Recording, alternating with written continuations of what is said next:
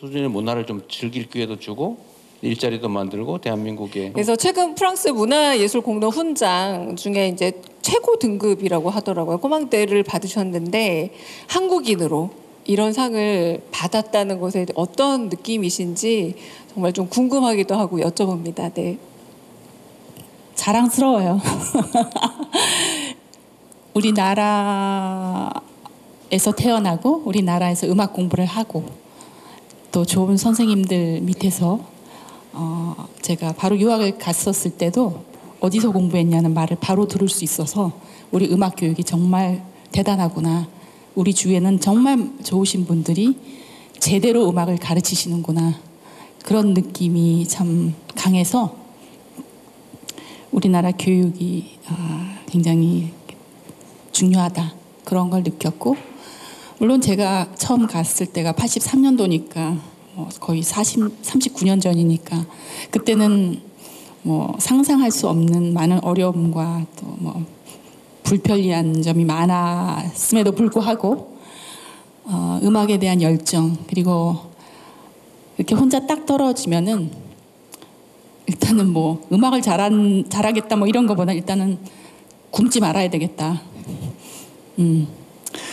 그래서 참 어떻게 보면 살아남기 위한 그런 게 굉장히 저한테는 중요했었던 3년이었던 것 같아요. 첫 3년.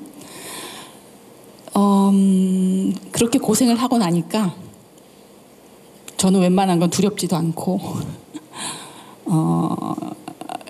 그렇게 살았던 것 같아요. 그런 힘듦과 또 어려움이 앞을 닥쳤을 때 또 우리나라도 아니고 그 당시 굉장히 희귀했던 거의 성악 프리마돈나 오페라에서는 동양인이 없었기 때문에 또 그들보다 훨씬 잘해야 제가 주역을 따낼 수 있었기 때문에 어떻게 보면 좀 치열하게 공부를 했고 그래서 이렇게 그런 뭐 이탈리아나 프랑스에서 이렇게 너무나 중요한 훈장을 받을 때마다 생각이 나요.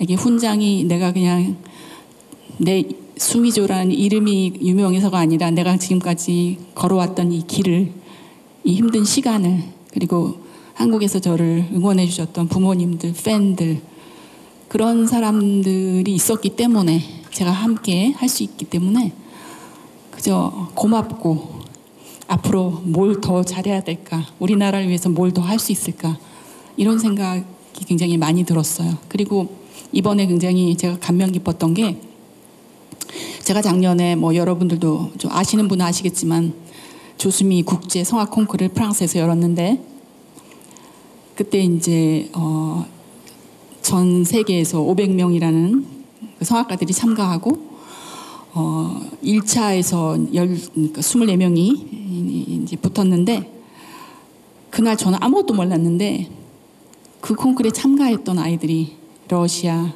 독일, 프랑스 온갖 곳에서 모여서 제가 훈장을 건 순간 아이들이 피아노 앞에 모이더니 아리랑을 불러주더라고요.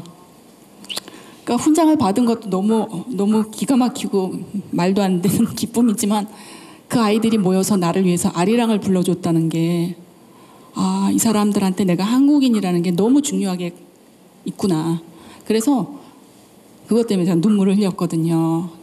그러니까 그런 거, 어디 가서라도 40년 동안 I'm from Korea, 이게 굉장히 저한테는 너무나 중요한, 정말 하나의 뭐 잊을 수 없는, 정말 그리움의 눈물을 흘리면서 매일 자고, 아직도 해외에서도 이렇게 제일 먼저 우리나라에 무슨 일이 있는가부터 제일 보거든요.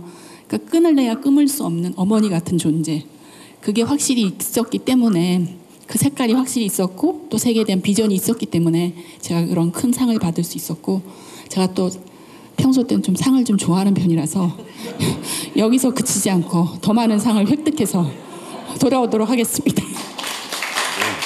네. 떨려. 네, 아니에요. 걱정하지 마세요. 걱정하셔야 됩니다. 네. 손 줘봐봐. 아니 예를 들면 예술적 재능? 네. 그러니까 예를 들면 우리 조수미 선생님 같은 경우는 타고나는 건가요? 아니면 공부하고 노력해서 갈고 닦은 건가요? 아니면 두 개가 합쳐진 건가요? 뭐 제가 감히 말씀을 드리자면요. 사실은 예술 부분에서는 타고난 게 중요하긴 해요. 특히 성악 부분에서는 목소리나 또 음악성이나 또 이런 카리스마 같은 거는 좀 공부를 열심히 해도 바꿀 수는 없어요. 타고나면 정말 좋아요. 근데 또 뭐가 있냐면은 이 지지 않고 버티는 게 굉장히 중요해요. 그 누구도 이 악보를 외워주지 않거든요. 외국어로 된 악보를. 저는 전번에는 러시아어로 된 오페라 그거를 일주일 만에 외운 적이 있어요. 정말 그때는 지금은 하래도 못하는데 그때는 좀 나이가 젊어서 기억력도 좋고 그러니까 외국어로 노래를 한다는 것 노래뿐만이 아니라 그 음악이 쓰여진 그 시대 시인들 철학 이런 것까지 알고 노래를 해야 그 나라 사람들이 인정을 하거든요. 그렇기 때문에 이게 굉장히 힘든 거예요. 특히 기악보다 이 성악이 힘든 게 그래서 제가 자꾸 말씀드리잖아요. 재능이 있는 건 재능이 있으면 정말 좋은데 엄청난 노력이 필요한 거예요. 특히 동양에서 온 사람들, 미국에서 온 분들, 남미 이런 성악가들 보면 유럽에서 태어나고 유럽 무대에 유수된 그런 아티스트들보다 저희는 10배, 100배 더 노력을 해야 돼요. 그렇기 때문에 참 이게 오래 버티기가 힘든 거죠. 네. 이제 갈고 닦아서 이제 세계적인 명기로 만드는 거. 그런데 제가 이제 이게 사실 우리나라의 예술 교육에 관한 근본적인 문제이기도 한데 그 남미 사실은 발굴을 해야 될 거 아니에요. 없는 데다 막 강제로 해가지고 되지는 잘 않을 것 같아요. 너무 좋은 말씀이신 것 같고요. 제가 늘 생각하는 게 그 certain artist가 한 사람이 그 나라에서 태어나면 그 사람이 그 나라의 국격을 높여요. 그러니까 이 한 아티스트가 굉장히 키우는 것도 중요하긴 한데 제가 관심 있는 부분은 우리 국민 전체의 그런 문화적인 수준이나 교양이 높아졌으면 얼마나 좋을까. 그래서 예를 들어서 부산에서 이번에 콘서트홀이 지어졌죠 이미. 그 콘서트홀을 축하하기 위해서 그 시민 공원에서 콘서트를 하는데 돗자리를 깔고 가족끼리 와서 먹고 즐기면서 정명수 선생님이 하는 지휘, 제가 하는 노래 3만 명이 넘게 왔어요. 3만 명이. 그분들이 다음날 하는 말들이 너무 행복했다. 이제 월요일날 내가 다시 즐겁게 일하러 갈 수 있겠구나. 그러니까 지금 대통령님께서 말씀하신 그게 단지 그 한 학생의 소질이나 음악적 수양을 깨닫는 것도 중요하지만 그런 악기나 합창단이나 같이 노래하면서 춤을 추면서 그들이 어른이 됐을 때 예술에 대한 음악에 대한 삶에 대한 기쁨과 하나의 빛이 되는 거죠. 이 예술과 음악 활동을 통해서.